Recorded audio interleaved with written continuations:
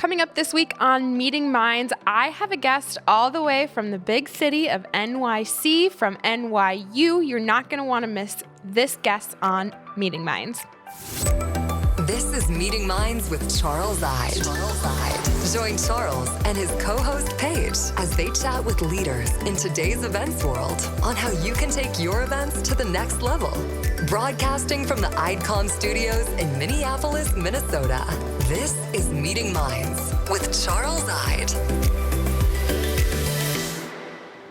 Welcome back to Meeting Minds. It's been quite a while since I've actually been sitting in the studio. We like to traditionally book a block of guests and then edit the recordings, make sure everyone's audio, no one swears, that type of thing. And so I feel like it's been weeks since I've been able to interview a guest. I don't know about you all, but I get tons of energy and enjoyment and learn tons of new cool things when I get an opportunity to have guests on. And so this week I am super excited to have the Director of Events and Operations at NYU, Miss Sunita Devi, as a guest this week. Thank you for joining us, Sunita. Well, thanks for having me. I'm super excited to be here and chat with you, Paige. Yes, it'll be so fun. I don't know about you, but I'm starting to feel some new energy just back into the events world. And that's kind of our topic for the day, is just general event operations, what the last year has been looking like, what you're seeing with some of your events for the future. But for those of our guests that, and myself, who don't know much about you, where did you get your start in events and your background? Yeah, definitely. So I've been in events for pretty much my whole career in England. I'm not sure if you can see that the accent's a little different.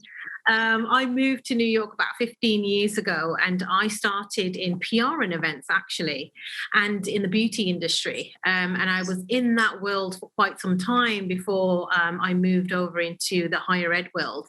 A bit of a change, bit of a difference, but, very welcomed. I thought I'd stay here for a little bit, but not as long as I have. So I've been here now for 8 years. And in this role, I've been very, very lucky to travel the world, actually, with NYU and put on events in Abu Dhabi, in Shanghai, and at Yankee Stadium. One of our biggest events is for nearly 30,000 students. So we're really excited, to be back on campus now. We've been gone for about a year as far as events is concerned. We haven't been able to really create any events. We've moved into the hybrid world. I'm sure you know about that. So, the energy is different now. We're looking maybe in the fall semester to start bringing some conferences back.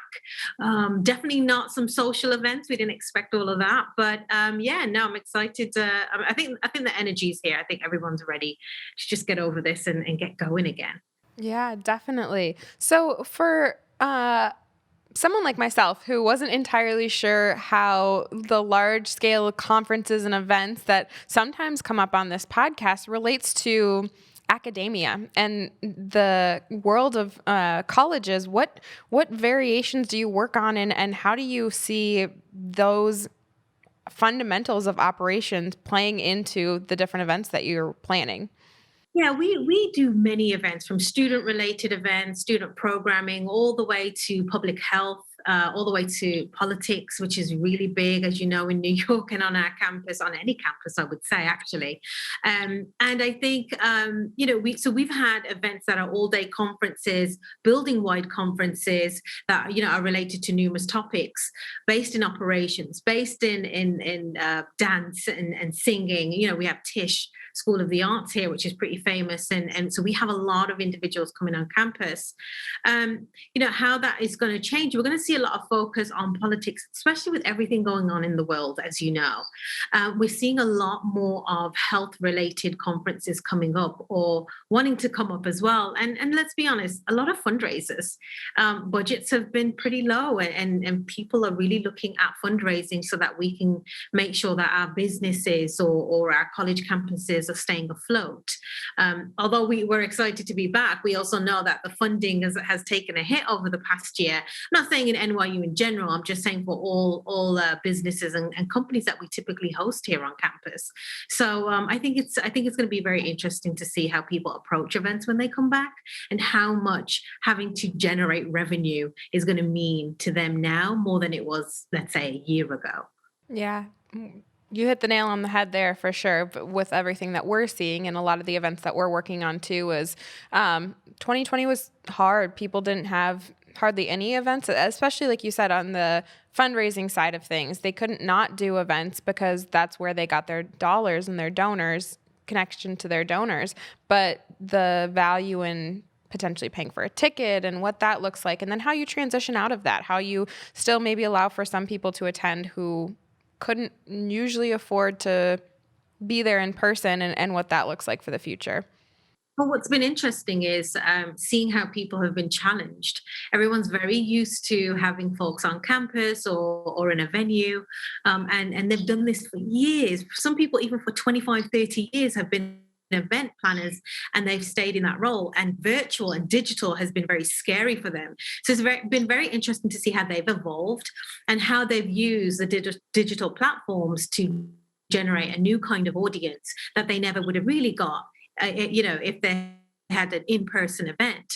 So I think, we're seeing as well, like technology and AV companies really stepping up and, in my eyes, saving the world, because if without them our events would have probably just been straight up a Zoom meeting. And I think some folks are really tired of that, and when we do kind of hire in those AV companies to give a little bit of a different look, it's been quite nice to see, and we really have really appreciated those companies stepping in and knowing what they're doing, because let's be honest, some event people don't know media, don't know AV as well as others. So, and we're not going to pretend we know, right? So we've really been appreciative of their input and the true collaboration, I think. We organized our first event as an AV company connected to a platform last week, which is all for content for event professionals. We can connect after this if you want some more information on that. But it was so interesting because, like you said, usually us on the production side and AV and broadcast side of things, we work on live streaming and bitrate and all of this crazy stuff. And the marketing and communication and registration is on the event organizer side of things. So we have a whole new appreciation for that piece that we've never had to know before. And so, like you were saying, on the other side of things, it can definitely be our responsibility to handhold that media and broadcast and production side of things for event organizers like yourself. Yeah, it's been really interesting to see what you all do, because we've never really had to delve into that world because we've just trusted you all. But in the virtual world, we really have relied on companies like yourself to step up and kind of own the show, let's say, because you make it look better. The content can be there, but at the end of the day, the content is being delivered over a digital platform. So the element of engagement goes away. But then when you have like a company like yourself coming in, it really just makes that world of difference. So I do really encourage event planners to really invest in a production company or AV company to really come in and really change it up a bit, because we're going to be in this world for a little while longer. It's not going to be completely 100% in person again. I don't care where you are in the country, but I think people are still going to be comfortable with staying digital for a short period of time. So I think it's a fantastic investment. I really do. Yeah, that's great to hear from other perspectives that there's value in those partnerships for sure. Absolutely. So, kind of going back a little bit to the outline that we have here, we wanted to talk a little bit about how operations have changed over the last year. Maybe walk our listeners through your typical process in planning an event, and whether that's a client coming to you or if you have typical events that you have had on your books, and what those changes in operations have looked like. Yeah, absolutely. So I'm on the world where I plan events, but I'm on the world as well where I'm the venue and I host the events. So as far as hosting the events, it's interesting. At the beginning of the pandemic, I don't think a lot of people quite understood how serious it was. And they felt like, okay, we're going to continue with doing our event and nothing's going to change. And it's like, no. And we ended up being the bad guys, right? Like, no. And no, number one, we got to cancel your event. Number two, let's look over contracts. So we went down that road. And the change from contracts prior to contracts now are going to be vastly different, right? Because people are going to start looking at these kinds of pandemics and disasters and crisis that they want to bake in, and you really should bake those things into your contracts. What we saw is when we were canceling, folks were really ready to reschedule as soon as they could, because no one knew. There was so much uncertainty. And as we were going through the pandemic, we started noticing that regulations were changing every single week First it was 50%, then it went to 75, and then it went back to 0%. So it was really us trying to be the subject matter experts when really, Paige, we had no idea as well. So how do you navigate those waters? And it was really a moment where I felt like the events and hospitality industry really came together as you mentioned before, as collaborators and partners to figure it out. What I will say is when we do go back, I'm going to mention the fall for us, which seems to be somewhat realistic. We're still going to be at a low capacity. It's not going to be how it was before. As I said, it's not going to be 100%. People as well, we've got to remember people's mentalities when they're coming back as a guest is going to be very different as well. Our catering has to look different from what it did before because our guests are not going to want to touch the same utensils as the other guests, right? They're not going to want to sit very closely next to, their peers because they're just not comfortable yet. And we have to remember that operations on our side has to change, which means capacities has to change, which means we've got to ensure that our HVAC in our buildings have changed as well, right? We need proper airflow. And we've just got to remember that we've got to keep people's mentalities in mind and sit in the attendee's chair. How do they feel? And you have to plan your event around them in that moment, because it's easy to say, well, I want to pack the house out and have 300 guests, because that makes it feel like your event's successful. Right. But we need to start really thinking this through. And I think as hospitality individuals together, we'll figure it out. We just have to slow down a little bit and figure out what is the safest way, even as far as registration and mask wearing and temperature checks and all the stuff that we didn't have to do before. We now have to do it. And it's going to be popular in some places and it's not going to be popular in others. And I can just foresee some of those challenges that come up. So more to come. I think it's going to be interesting a year from now what events truly look like. And I don't think even a year from now we may even be going back to 100% comfortability from the guest standpoint. Yeah. I think the transition that happened going into virtual events where everyone had to be virtual and no one could gather was just somewhat easy. I don't want to say easy from the perspective of making the transition, but easy to know what to do because you couldn't gather people. You couldn't have, there was no openings. Everyone was essentially on lockdown. The harder piece seems to be 2021 into 2022 into who knows how many future years from now where there isn't going to be a right. There's not going to be a fully virtual because you have to be, and there's not going to be everyone 100% back in person again. So event organizers are going to struggle for a couple of years on figuring out that key equation for success. Absolutely. And when is the right time to do an in-person versus a hybrid versus a completely virtual event? And I think event coordinators are struggling with that because in the past, we've never really had to do that. We've breached the hybrid stuff, but we've never really gone fully into committing to that. But also the ROI on that. Now we are having our C-suite executives trying to ask us, what's the ROI of the event? And I remember when the pandemic first happened, one of the first questions was, do we need this event? And a lot of people were saying, well, we've done it forever. We've always done this event. It's a yearly event. But now it's more like budgets were cut, right? So we weren't doing things in person. So now the questions are, well, what is the value of the event? What are we getting back from this event? And I think this is where data comes in, metrics comes in. Now as event coordinators, we have to start measuring. To measure is to know what that value is. And I don't want to say all event coordinators, but a lot of coordinators and planners in academia, in higher education, weren't doing that. They weren't calculating that. They weren't gathering those metrics because we never really had to, So I think that's going to be something that is going to be a mind shift, a change when we do get back. And I don't think it's something that's ever going to go away. I think we're always now going to be asked, what is the value of the event? And it's a good practice. We should always be asking ourselves that too. Yeah, I completely agree.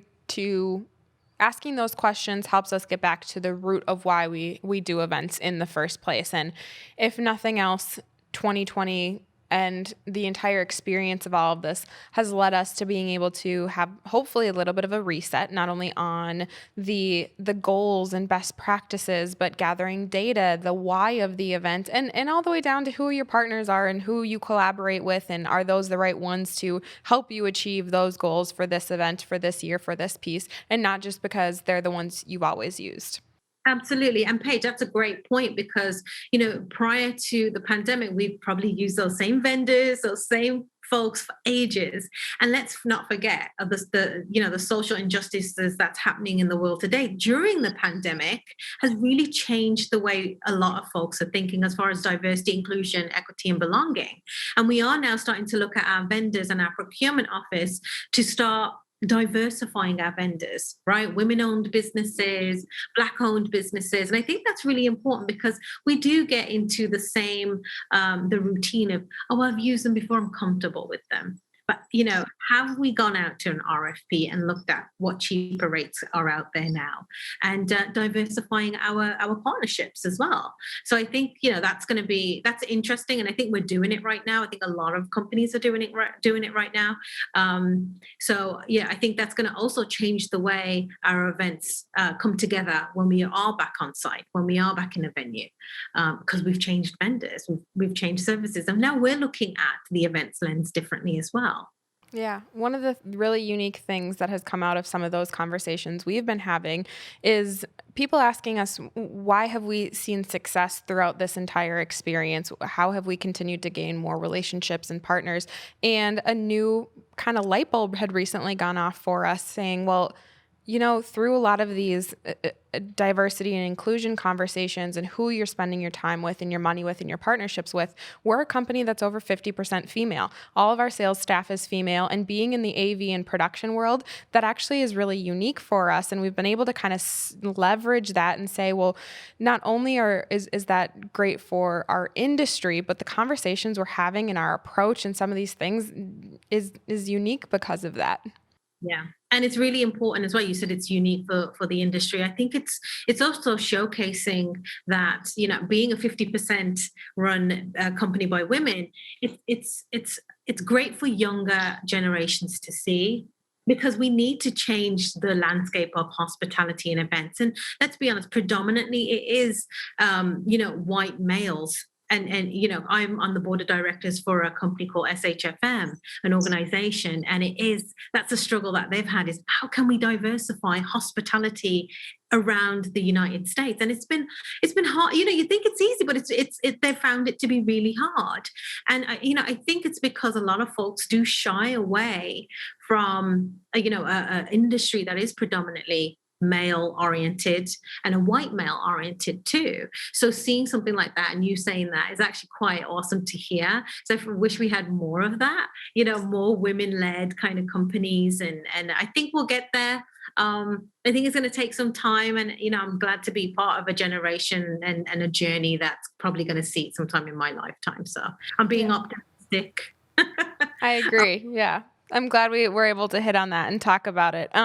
One of the things that I keep thinking about, as you touched on this a little bit, is gathering those data and the metrics and being able to kind of get back to that root and the goal of the event. What's been your crystal ball? What have you been using and leveraging to find out that information of what your attendees want or what your C-suite executives want out of the event? Asking people. You know what? We don't ask people enough. We don't do surveys enough. I know everyone's like, yeah, you do a survey. No, let's figure. There's a science behind surveys, right? It's like, how long will someone do a survey before they get bored and stop halfway? But so we have to start looking at our surveying and our data collection very strategically. What platforms are you using to get that data? When are you surveying them? Are you surveying them before, middle, or after the event? And you'd be surprised how many individuals after the event won't take the survey because they're already over it. They've already done the event. They're out of here. During the event, they're engaged. Get them right there. And that was something that I learned very quickly, that my engagement, it might be a higher ed thing. My engagement was very much during the event. They were in it. They were engaged. We got them when, and they had no choice actually. These polls on these Zooms are amazing, getting that kind of data and obviously afterwards as well. But really start looking at it as well, because it really does help with your event planning moving forward. I've had some people that have just really just used Google Docs. Why? Because their company is very comfortable with it. So know your audience, know what they're comfortable using, and basically make it very easy for them. And this is so simple. You've heard it in Business 101. Make it simple for them to get the results, and that's really what we do. And limit the questions to approximately five questions. We found that for us at NYU, that's really worked for us. Anything over, people start to kind of, skip through it. And we really don't want that. We want these metrics to be meaningful. So I think knowing your audience when you're doing some of this polling, some of this surveying. So getting back to the operations piece and taking then that polling and that data and information, say you get to the end of the event, then what? Where is that like tangible moment of like what you do to change for the future, or how you're implementing some of those findings? Yeah, no, I think it's important I think for catering, it's been one of the biggest question marks, right? Because people are very particular with what they are going to be eating, what they want. And we've noticed a lot of individuals polling when it comes to catering. So we've been able to take that data, work with our partners and say to them, here's the information we're receiving. Here's what we did good. Here's what we didn't do as good. And we like to have a good, better, best sliding scale. What did we do good? What could we do better, best? And then what could we do best? So I think that's why we've really looked at implementing some of the survey results, but also in as well their comfortability. As far as when they walked into the building, the cleanliness, the signage. I think a lot of people will overlook signage, but it's very interesting that when people are walking back into an event after a year from working from home, they're almost like Alice in Wonderland, like, what's going on here? They're very nervous to come back, and we have to remember that. So ensuring that our signage is, ensuring that we are, showcasing our confidence in our operations as well. And that's a big thing to our guests. I think it's been something that we've kind of taken away, and making sure everything is smooth, right? When we came back originally, as operations, we were nervous ourselves. We didn't know if this was the right, how many people in an elevator, little things like that, right? We were nervous about, also the other thing is line control. When people come back, it's still going to be 3 to 6 feet, and ensuring that we do that correctly. So I think making sure that they're confident with the way we do operations is the biggest takeaway, as well as catering. Yeah, definitely. And that interesting balance that'll definitely come out in regards to doing all of it respectfully, while the policing like feeling that could come out of it, and how you do it, and who are those? Are they volunteer? Are they medical professionals? Are they staff? Like just lots of interesting takeaways for people to think about in regards to that. Absolutely. And right now on campus, we have students who are kind of being those experts and those health ambassadors. But with that, one of the takeaways from that is we don't, to your point, want to feel like we're policing someone. Right. And that's going to be hard in events when people come back, because people don't want to be told what to do. And I think it's how you do it, right? I think it's in the signage. I think it's in the pre-communication. I think it's on the on-site communication, and it goes back to us really being hospitality professionals and being hospitable and ensuring we can do that all while still wearing a mask. So yeah, I think it's going to be hard, but I think it's doable. I think we all know how to be hospitable. Oh, we should. It's definitely doable. I mean, we have to, if we want to get back to in-person elements and some sort of normalcy. But if anyone can do it, it's our event professionals, and it's people who are going to study it and figure out the best for their audiences and their group. And I imagine this last point that you have here about how C-suite executives now relying on event professionals more than ever before because of their expertise. Shed some light on why you wanted to talk on that a little bit. I do, because, the C-suite executives are doing 1,000,001 things about every single department or division in their company. And they rely on us as events professionals or everyone in their profession to be the subject matter experts. And this is where we are going to shine. And this is where networking and our network organizations and conversations like this page is really important, because we all have to learn from each other. And me sitting in my bubble, I'm not going to know what's happening in the world, of corporate versus higher ed. And maybe we can take some of those best practices and bring them into an action plan. But that's what C-suite execs are really going to expect from us, is to come to the table with action plans, with scenario planning, because we are the ones that know our venues best, we know our businesses best, and we know the events world best. And they're not walking around with friends who are event professionals. Well, maybe they are, but not the network that we have as event professionals, or we should have as event professionals. And right now it's time to learn from each other, take away, be that sponge and soak all that information in, and then be able to relay that information to those people at top that really don't have the time to sit here and write our action plans for us. And I tell my team all the time, I like to tell people what to do rather than them telling me what to do. So I'd rather tell you this is how it should be rather than you telling me this is how it should be. So I think that's going to be an ROI even for your career as you grow as well, and for how you are going to be perceived by those people at the top, by your leaders, by your supervisors as well, that, hey, you know what, they know what they're talking about. Exactly. It just makes me think about a recent conversation I had with one of my partners that leverages us for their events. And they hadn't done a hybrid event before, nor had any of their executives or team or anyone experienced a hybrid event or those best practices. And so for the first time in a long time, I had someone look at us and say, well, we need to lean on you because you see this, you do it all the time, and you're involved. And it was just being able to take the last year of learning and information and all these other webinars and podcasts and things I've been able to do and say, well, here's what I'm hearing other people say. You have to take these tangibles and relate it to your event and what you want to do. But here's some common themes I'm seeing. Yeah, absolutely. And what's interesting is, I had one of my team members, he had a directive and he was like, well, that's not how it should be done. I was like, well, you should have been the first to say it then. Right? Because you're the professional, right? They're relying on you, but because we didn't get there first, they're going to tell us what to do because they need to hurry the process along. So I think, to your point, now's the time to rely and to really network and take away and learn. Learn is the key thing that we've been doing for the past year, learning, because everything was changing. So we were learning something new.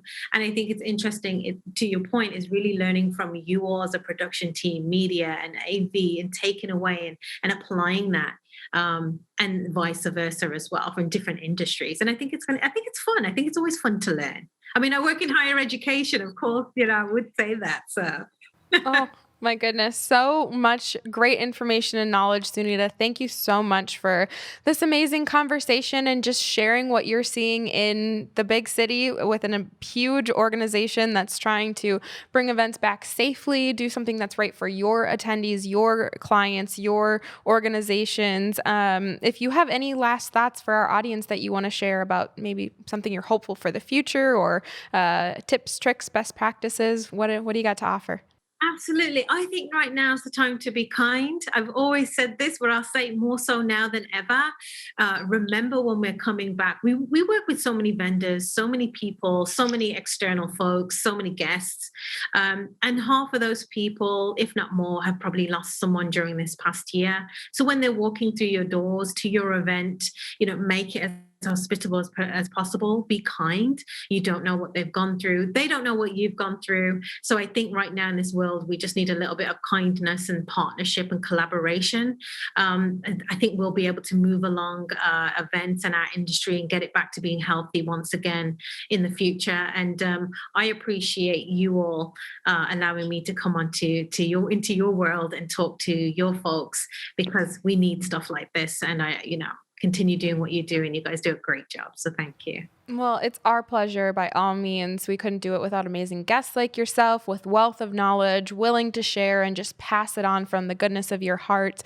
If any of our listeners want to get a hold of you and speak about some of these pieces and or learn from you on a closer basis, how can they get a hold of you? Yeah, absolutely. I'm married to my phone, I would say. So, they can reach me at my email address, which is SUNITA. My name's Sunita at NYU.edu. And they can always call me, 332-214-8060. I am super excited to always chat about events like always. So, yeah, they can reach me. Thank you so much. For everyone listening, please make sure to reach out to Sunita if you have any questions on what she talked about or just kind of the future of what she's seeing in events. Make sure to go ahead and follow us on Instagram, Meeting Minds Podcast. We always have great little bite-sized tips from great guests like Sunita. And go ahead and find our podcast, subscribe on Apple Podcasts. We're there, and we're always going to be ready with another episode next Friday on Meeting Minds. Thanks so much. Thank you for listening to Meeting Minds. Meeting Minds. Brought to you by IDCOM Event Production, changing the world one audience at a time. Follow IDCOM Creative and Meeting Minds Podcast on Instagram. And check out meetingminds.org to find show notes for this episode, past episodes, and inspiration. As always, please subscribe, leave a review, and tune in next week for another episode of Meeting Minds.